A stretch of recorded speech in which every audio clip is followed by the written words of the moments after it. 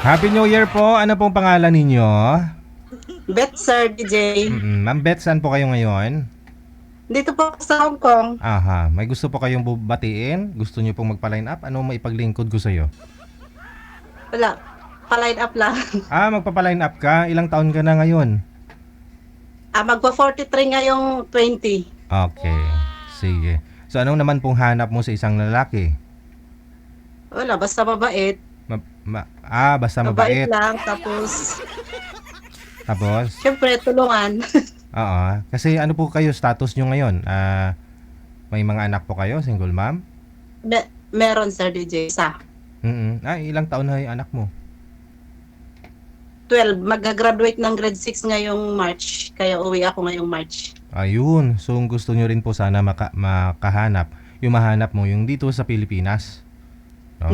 Oo, yun. May imimit pag uwi. Kung pala rin. PM po kayo sa my comment section ha. O PM po kayo sa hotline kung gusto nyo po makilala si ma'am ho.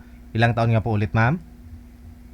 43. 43. Tapos, kasal po kayo dun sa tatay ng anak mo? Hindi. Hindi. Ilang taon lang ho kayo nagsama? Hindi, parang nakilala ko lang siya dito, pero yung ano ko talaga dati, wala kasi naghiwalay kami kasi hindi kami nagkaanak.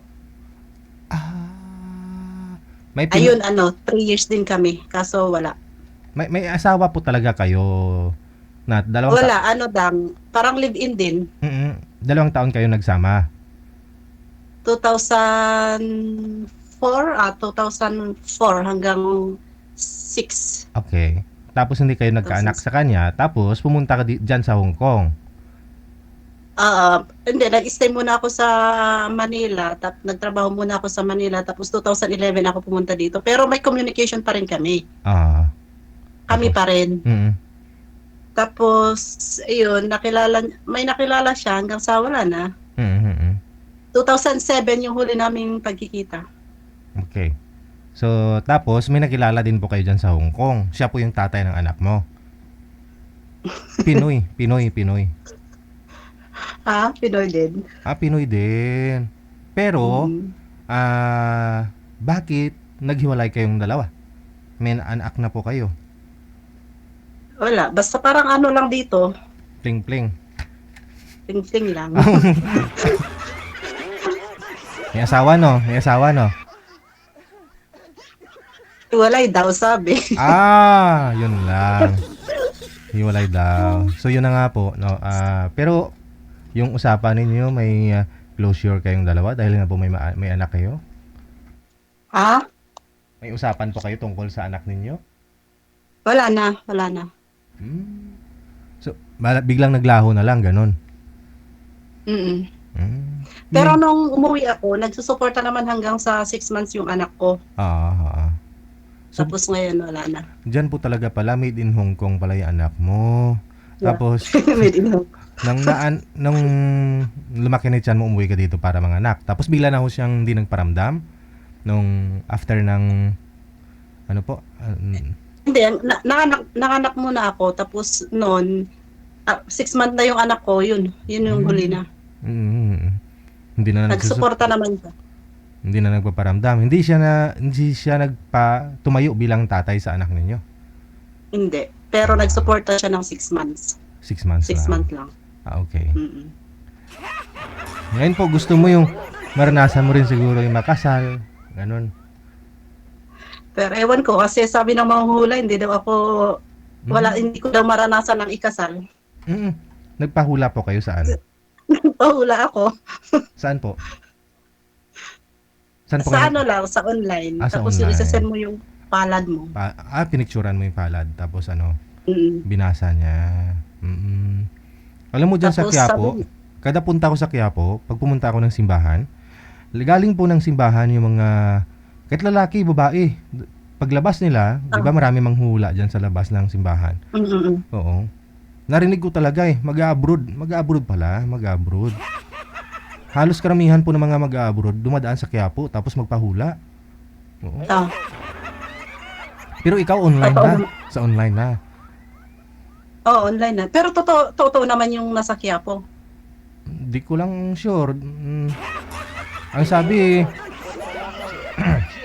pinahula ko po kasi kung may lalaki pa ba yung ano ko. Sabi lalaki pa daw. Hanggang ngayon, hindi naman lumaki. Scam. Hindi naman lumaki yung nilay ko. Scam pala yun. Hindi, pero may nakita din ako sa YouTube na sabi totoo daw yung matanda doon na manghuhulas. Hinulaan daw niya yung kaibigan niya na mag-asawa ng foreigner. Nagkatotoo naman daw. Mayroon siguro, may mga legit naman talaga na ganun. Oo. Sa dami siguro ng manghuhula doon, hindi natin alam kung sino ang legit. At saka minsan ho kasi, ikaw na rin sa sarili mo yung gumagawa ng paraan para maging totoo yung, alam mo yun, yung gusto mo na rin. Diba? Napahula ka kung gusto mo magka-foreigner, magka-AFAM. Ngayon, siguro, gusto mo na rin na ganun. Naghanap ka na rin ng AFAM, diba? Oo. Ika nga, nasa sayo ang gawa, nasa Diyos ang awa, diba? Correct. Oo. So ngayon, hindi ka ho nakahanap ng AFAM dyan sa Hong Kong? Parang hindi ako para sa AFAM yata. Try mo din, kahit itik. Ay, hindi ko inano magkaroon ng itik. Ay, kasali po ba kayo dun sa natin, sa event natin, this coming February 15? Hindi po, sir. Hindi ka pupunta. Baka gusto mo pumunta, may available pang ticket, parang 2 na lang ho yata. Pwede ka magdala ng kasama mong AFAM, itik. Wala nga akong kakilala na AFAM. Hindi, o kaya itik. Diyan sa labas ng ng disco bar, marami yan dyan. Nung kabataan ko pa, nung 2017, yun lagi kami sa pero hindi naman ako nagkaroon ng itik. Wala. Lagi kami doon sa Sunny House. Tuwing day off. Oo. Ngayon, anong pinagkakabalaan mo pag day off mo? Wala, nakahiga lang sa park, nanonood. Tapos napanood kita hanggang sasabi ko, matry nga. Diyan po sa mga katrupa mo. Siyempre diyan sa Central, no? Central? Central. Malayo kasi kami sa Central. Saan park po kayo tumatambay? Dito kasi kami sa Yunlong. Ang layo ng Central. Back and forth mga din 50 plus din yung pamasahe magkano stay na lang kami sa park. Hindi marami ka na rin mga katrupa dyan ng mga Pinay. Meron naman. Ayun Sige. Meron naman mga katrupa. Yun po, walang makakausap DJ. Nanawagan pa ho ako, no? Kaya tinatanong kita para malaman ko kung anong hanap mo. Bukod sa mabait, ano pa ang gusto mo? Hindi siloso. Hindi siloso. Alam mo siguro lahat ng tao, kahit babae, mapalalaki man, siloso. Pero alam mo, depende, may alam nila mag-handle. Mayroon pong hindi nila kayang alam mo yun, control yung Correct. sarili nila. Kung mahal ka talaga, nagsiselos ho yan no? Hindi, meron kasi nga, okay naman yung seloso, kasi meron kasi yung sinasaktan. pag day off mo, gusto laging, imbes na makiusap ka sa mga barkada mo, gusto siya pa rin yung nakatutok pa rin sa'yo. Tapos minsan, papauwiin ka pa ng maaga, laging monitor, yung parang walang tiwala ba? Parang sinasakal ka na rin, no?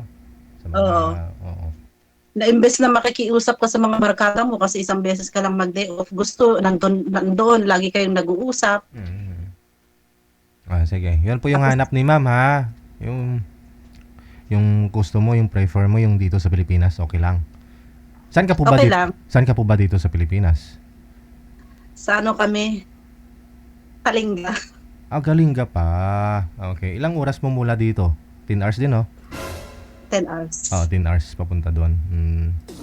Okay. So, kaya. Ilocana, no? Ilocana. Sige. Hanap po ako ng kapareho mo, ha? Ilocano man, ha? Kahit hindi Ilocano, kahit mga Mga itik. Hindi. Depende. Kahit hindi Ilocano, kahit baka Tagalog, gano'n. Tagalog o Bisaya. Okay lang naman. Importante. Meron.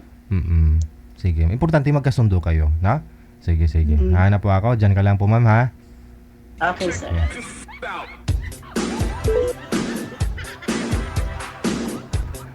Nag 43 years old na, no? Si Irene. mula po doon sa may Hong Kong. Baka ho gusto niyo makilala si Ma'am Irene, taga Kalinga. Yun. PM na sa hotline natin dito sa Viber.